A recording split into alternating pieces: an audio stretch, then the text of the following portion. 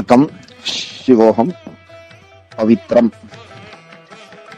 பவித்ரம் அப்படின்னாலே சுத்தம், நிதம் என்றெல்லாம் பலவாறாக அர்த்தங்கள் கூறலாம்.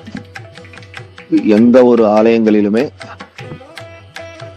நித்திய பூஜைகள் எல்லாம் மிகவும் சிறப்பாக நடைபெற்று வரும்.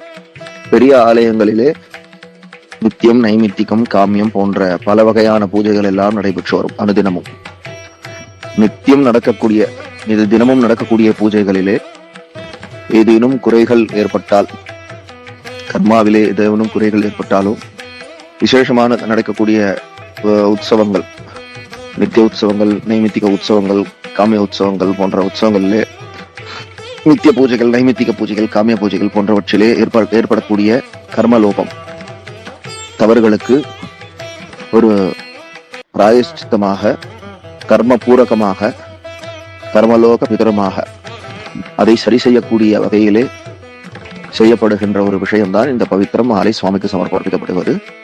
பவித்திரம் அப்படின்னாலே முதலே சொன்ன சுத்தம், புனிதம், குறைகளை சரி செய்வது, குறைகளை நிரப்புவது என்றெல்லாம் பொருள் கொள்ளலாம்.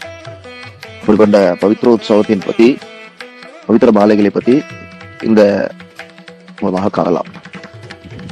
புராண காலங்கள்ல ஒரு தாய் வயிற்றுல பிறந்தவர்கள் யார் யார் அப்படின்னா பவித்ரன், வாசுகி அப்படிங்கிற 2 பாம்பு.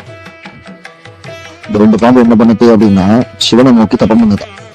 எவ்வளவு வருஷம்? 150 வருஷ காலம் தவம் இருந்தது. யார் யாரு? பவித்ரன்ற பாம்பு, வாசுகிங்கிற பாம்பு சிவனை நோக்கி தபம் பண்ணி சிவன் வந்து வரம் வாங்கிடுது. என்ன வாங்கிச்சு? நான் உங்க கழுத்துலயும் உங்க தலையிலையும் எப்பவும் இருக்கணும் அப்படின்னு சொல்லி தபஸ் பண்ணி வரம் வாங்கிட்டு இருக்கோம். வாசுகிங்கிற பாம்பு சிவன் கழுத்துல எப்பவுமே இருக்கும். பவித்திரங்கிற பாம்பு தான் சிவனுடைய தலையில கொண்டையில இருக்கும். சரி, வாங்கிட்டு இருக்கு.